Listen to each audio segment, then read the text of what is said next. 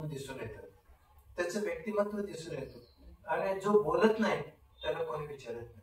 तुमच्या घरात सुद्धा बघा, तुम्ही जर बोलून सगळं स्पष्ट उत्तर द्यायला तुमची किंमत वाढली की नाही, मग तुम्हाला जर मान घरात दारात गावामध्ये समाजामध्ये जर सन्मान पाहिजे असेल तर बोलायला शिका. काय करायला पाहिजे? बोलायला शिकलं पाहिजे. मग कसं बोलायचं? तोंडाने. कसं बोलायचं? वाक्य पूर्ण करा मावशी. कसं बोलायचं? तोंडाने. आम्हाला तुमच्या सगळ्यांचे आवाज कळले पाहिजे. तर मूक माती या शब्दामध्ये काय म्हणते? जी माती, त्यालाच माती म्हणते, ती कशी आहे? मूक आहे की नाही? ती बडबडती का? पण ती मूक असूनही आपल्या वेदना जागृत करते, आपल्या वेदना जागृत करते. आणि त्याला एक साहित्याचं किंवा काव्याचं रूपांतर देऊन आचार्यांनी त्याला मूकमाटी काव्य बनवलं. ते गीतामध्ये गद्य पण आहे आणि पद्य पण आहे. तर आचार्य विद्यासागरजी मूकमाटीमध्ये म्हणतात, शरीर व मनाला तपरूपी भट्टीमध्ये जाळून. कशामध्ये? तपरूपी भट्टीमध्ये जाळून राख केल्याशिवाय आत्म्याचं राख, आत्म्याचे राखच्या उलट काय? राख. त्याचं उलट काय? मोठ्याने बोला, मोठ्याने बोला की. खरं व्हायचंय की नाही? आज जे काही तपरूपी भट्टीमध्ये टाकले तेच खरे झाले की नाही वर? आणि ते तपाला घाबरले, ते कुठे गेले? आपल्याला वर जायचं, खाली जायचं. वर जायचं असेल तर पहिला हलकं व्हायला पाहिजे. म्हणजे असं हलकं म्हणजे नुसतं तोंडावरची माशी उडत त्याचं नको, तर तरी दिसले पाहिजे. म्हणजे शरीराने पण हलकं व्हायचे आणि मनाच्या रागद्वेषाने पण हलकं व्हायला पाहिजे. तेव्हा तुमचा आत्मा हलका होतो. म्हणजे आत्म्यावर आजपर्यंत पडलेलं जे काय रागद्वेषाचं आवरण आहे, कशाचं? ते दोष आहेत की नाही? मग त्या दोषाला जाळून टाकल्याशिवाय निघतील का ते? म्हणून त्याला तपामध्ये वापरायचं. आज तुम्ही बघताय त्या भट्टीमध्ये, ज्याला सोनं म्हणतो आपण, 24 कॅरेटचं सोनं, किती वेळा तापवलं जातं तुम्हाला चांगलं माहितीये? 16 वेळा त्याला ताव दिला जातो. आणि किती डिग्री? 700-800 डिग्री त्यानंतर तापवलं जातं. आणि तेव्हा ते चटकायला. आणि ते जोपर्यंत तुम्ही डिग्रीत घालत नाही, त्या भट्टीत घालत नाही, तोपर्यंत कोळसासारखं ते काळत कुठे. ते फक्त वजनावरून ते लोक ओळखतात. तसं तुम्ही आम्ही त्या कोळशाच्या रूपात आहोत. तुम्ही आम्ही कसं आहोत? कोळशाच्या रूपात. मग आपल्याला जर 24 कॅरेट व्हायचंय, म्हणजे भगवंत व्हायचे की नाही, तर मग आपण काय केलं पाहिजे? त्यांच्यासारखं तपाला तयार होता पाहिजे. आणि मग त्याच्यासाठी एक 5 मिनिटापासून सुरुवात करायची. किती? 5 मिनिटापासून सुरुवात करा. तुमची साधना चालू होईल. आणि त्याच्यामधूनच मी काहीतरी करू शकतो, मी काहीतरी करू शकतो, हा आत्मविश्वास तुम्हाला निर्माण होईल की नाही? आणि एकदा आत्मविश्वास निर्माण झाला, सगळं मोकळं झालं की नाही पुढचं. त्याच्यासाठी आपण काय करायचे?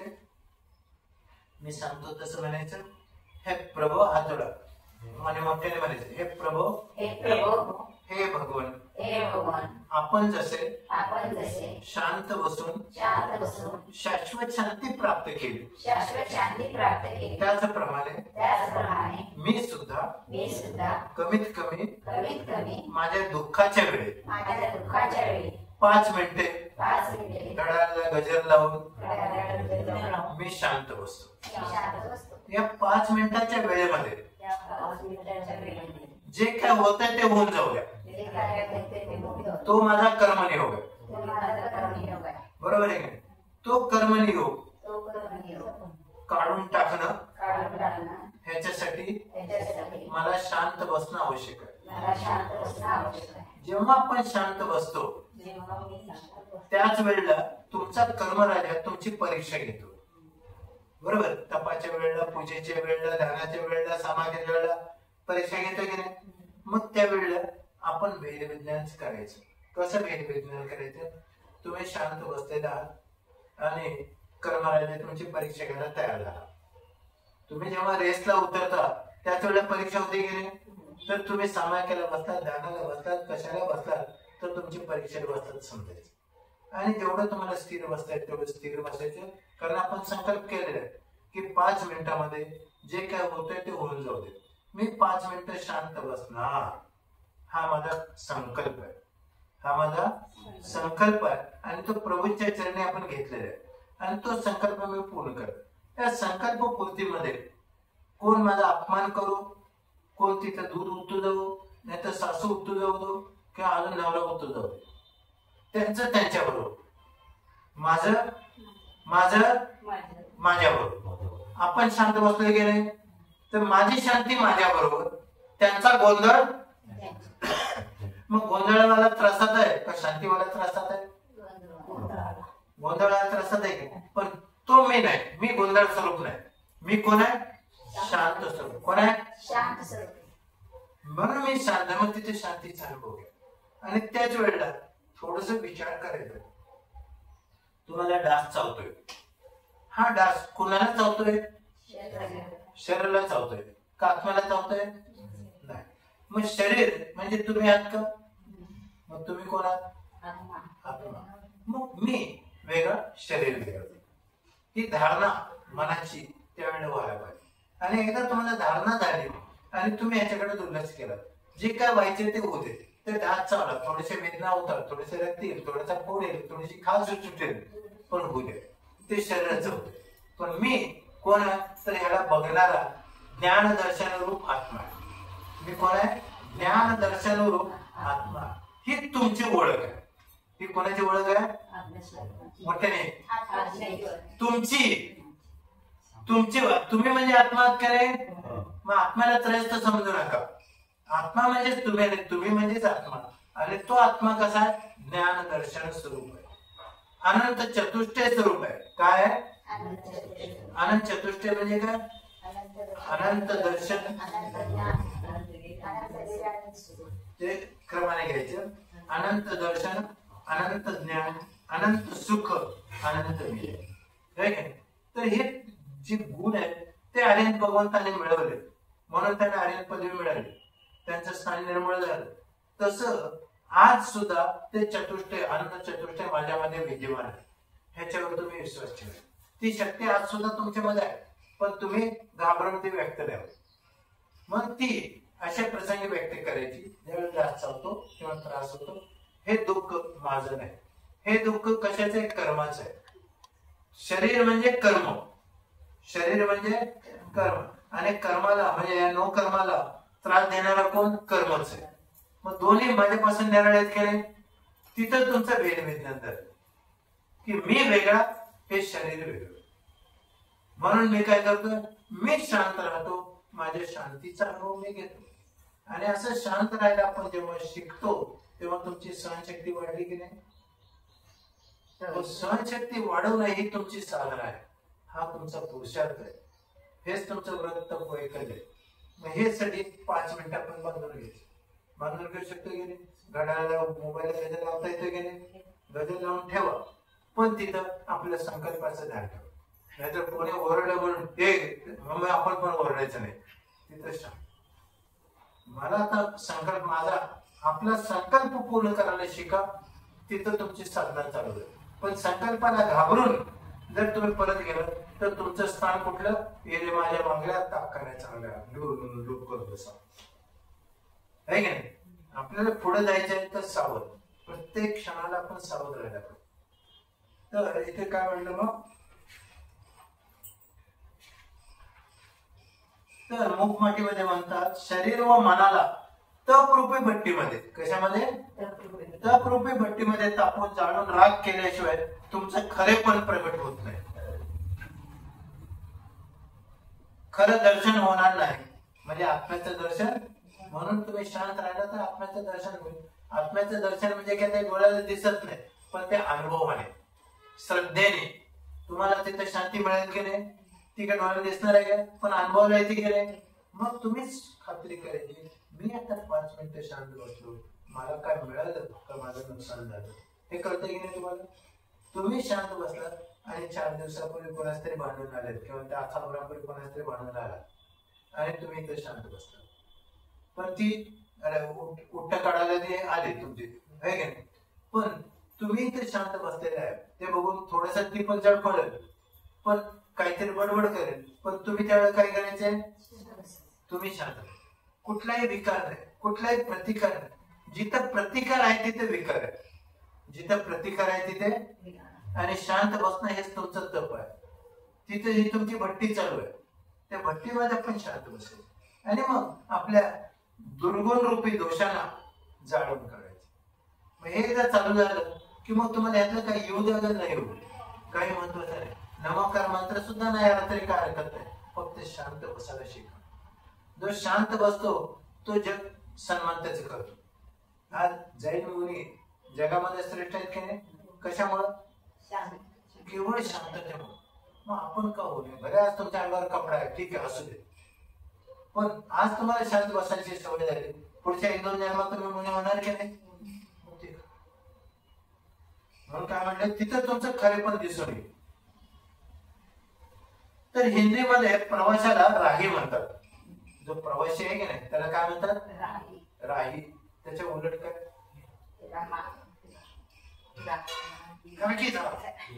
राही. मग हिरा व्हायचंय की नाही? तर त्याच्या उलट हिरा, तोच जो आत्मप्रवासी. आता पण तुम्ही शांत बसले आत्मप्रवासी झालात की नाही, तोच हिरा रुपयाने धडकणार की नाही? किती साधं साधं आहे बघा, किती छान सांगितलेलं आहे. तर तपाने शरीर मन वचन कायची राख रांगोळी करू.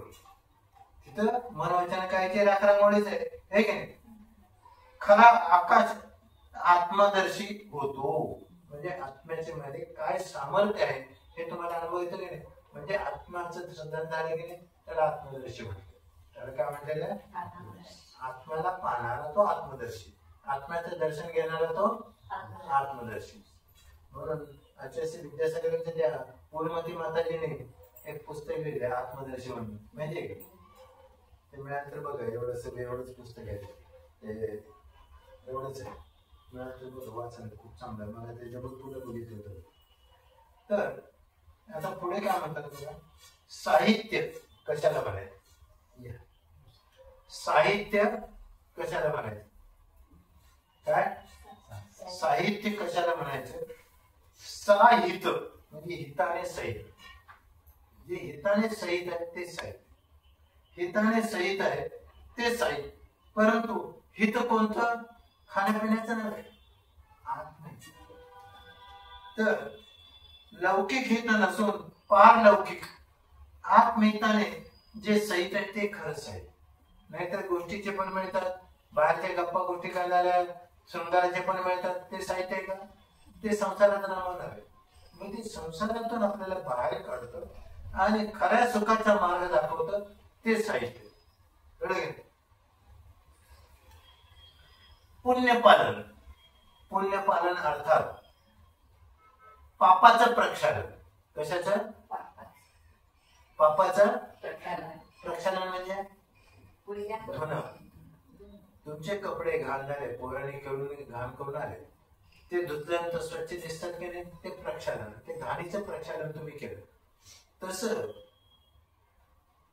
पापाचं प्रक्षालन हेच खरं पुण्यपालन. मग प्रक्षालन कशाचं करायचंय? पापाचं म्हणजेच बाळाचं, दोषाचं, दुर्गुणाचं.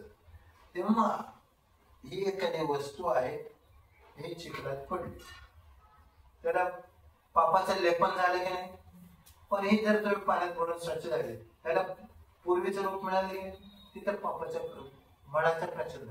तसं तुम्ही तो तपाला जेव्हा बसता किंवा काही साहित्य वाचायला लागतात त्यावेळेला तुमच्या दोषाचं निवारण होतं की नाही, मग तिथंच प्रक्षालन चालू.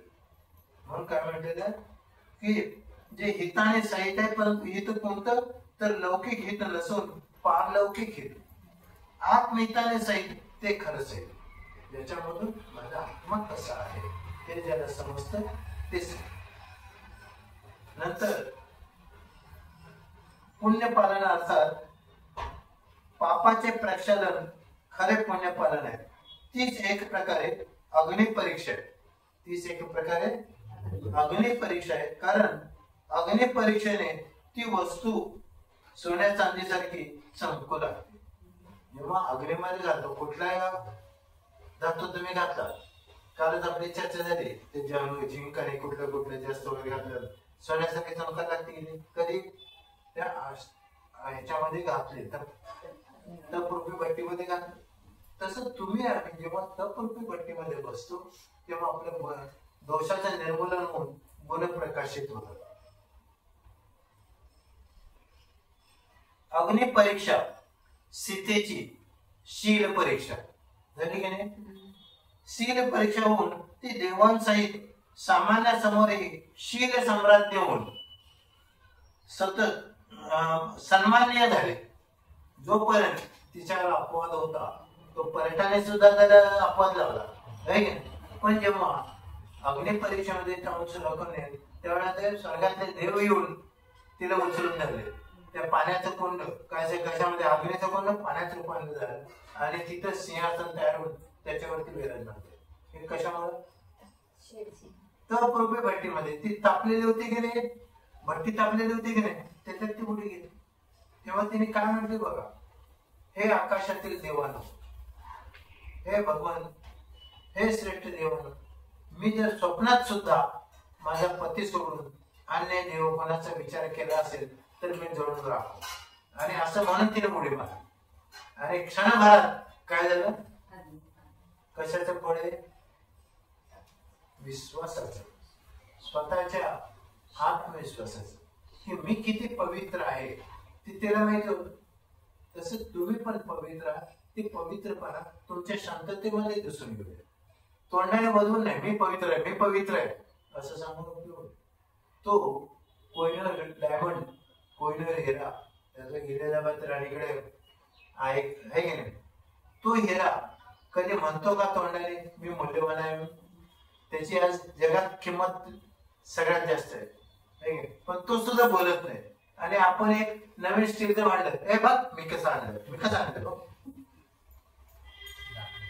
हे बोलणं म्हणजे आपण दोष प्रगट केल्यासारखं. मग कुठली गोष्ट बोलायची आणि कुठली गोष्ट नाही बोलायची याचा विवेक पाहिजे. मग काय म्हटलेलं आहे की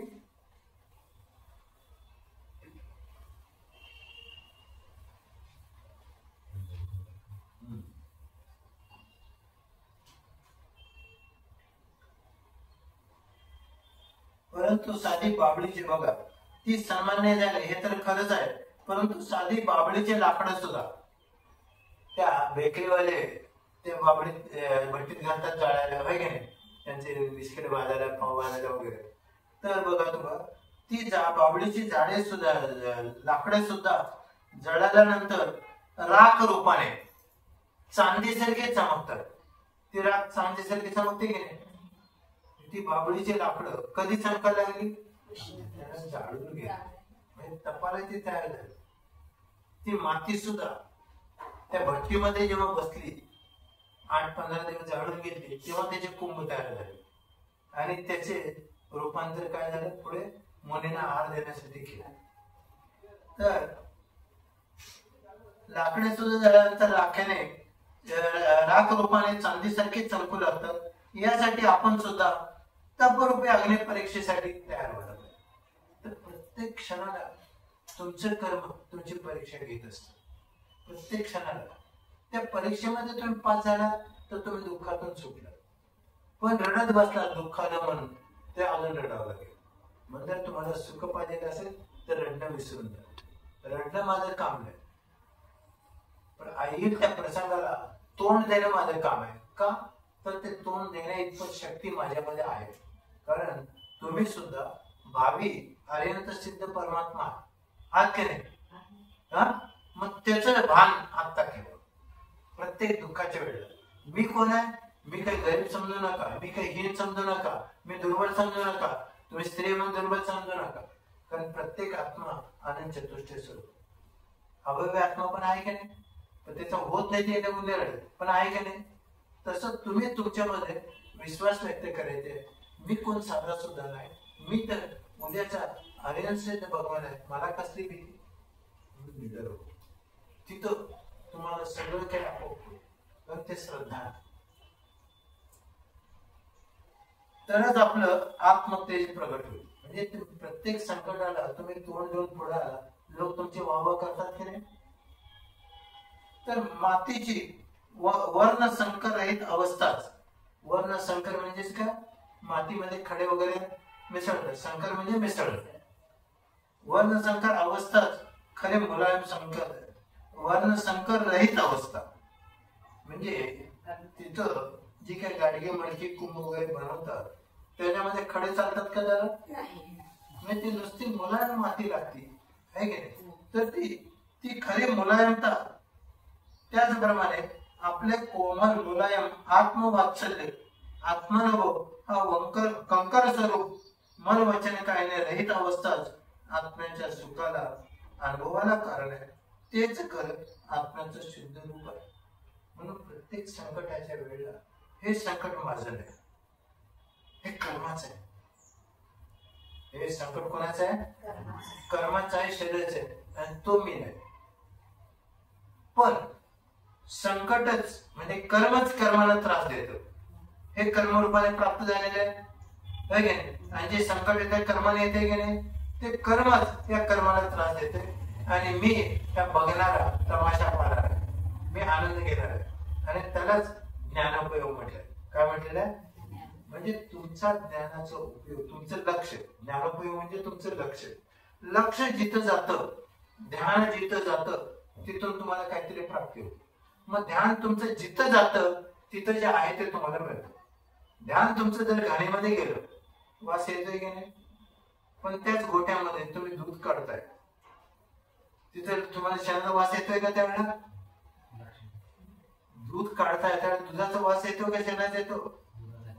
तोंडाने बोला की.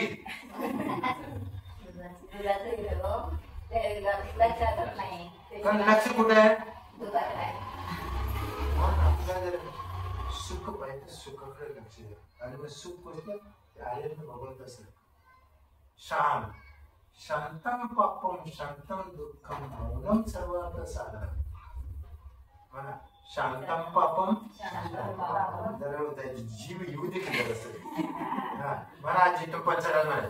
शांतम पापम शांतम दुःखम मौनम सर्वार्थ साधनम. मी शांत राहतो, माझ्या पापाला शांत करतो. मी शांत राहतो, माझ्या दुःखाला शांत करतो. होते की नाही? तुम्ही जर शांत राहिलात तर दुःख, पण तुम्ही आदळआपट कराल तर समोरचे पण आदळआपट करतात. त्यांचा आदळआपट त्यांच्या जवळ राहू दे, पण मला शांती पाहिजे की नको? प्रत्येक स्थितीला शांतच राहायचं. काही होऊ दे, किती त्रास होऊ दे, तो त्रास होणारा माझा नाही. तिथूनच तुम्ही ताऊन सुलाखा निघणार आहे भट्टीमध्ये पडून, आहे की? आणि तुमचे गुण दिसणार आहेत. थोड्या वेळा सुरुवातीला तुम्हाला त्रास होईल, नंतर तुमचीच वाह होणार आहे की नाही? मग ते तुमच्या ध्यानाचं शांततेचं फळ. म्हणून काय बघा, तेच खरे आत्म्याचे स्वरूप शुद्ध स्वरूप आहे. कुंभारासारखा भोळा जीव, कुंभारासारखा भोळा जीव माती उकरत असताना त्याची कुदळ काट्यावर आपटली. कशावर? काट्यावर आपटून काट्याचं डोकं छिन्नभिन्न झालं. ते बाबडीची काडी असतात, लांब असतात, ते पुढे गाठ असते की नाही त्याला, ते डोकं समजत. तर ती गाठ फुटलेली काट्याची. तर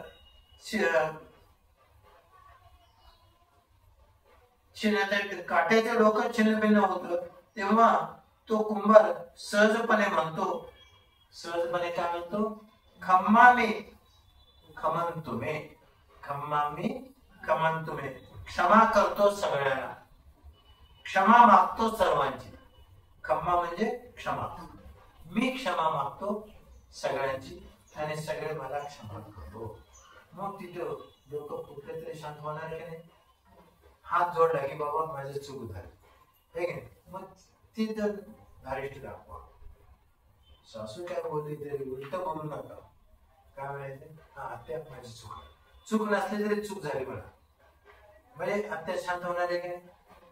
मग काय म्हटलेलं बघा, की तेव्हा तो कुंभार सहजपणे म्हणतो, खम्मा मी खमन तुम्ही क्षमा करतो सगळ्यांना, क्षमा मागतो सर्वांबरोबर माझी मैत्री राहो, सर्वांबरोबर माझी मैत्री राहो, सदा सर्वदा, बस मला दुसरं काय नको. म्हणून सगळ्यांच्या बरोबर मैत्री राखायची. संसारामध्ये माझा कोणी वैरी नाही, शत्रू नाही. क्रोध भावाचे मी शमन करतो, क्रोध भावाचं शमन करतो. जो काही क्रोध आहे त्याला मी आवडतो, त्याला दाबतो. विकार भावाचे वमन करतो.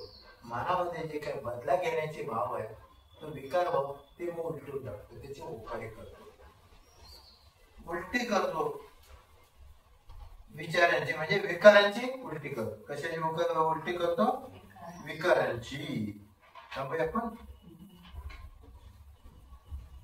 समजलं का? समजलं?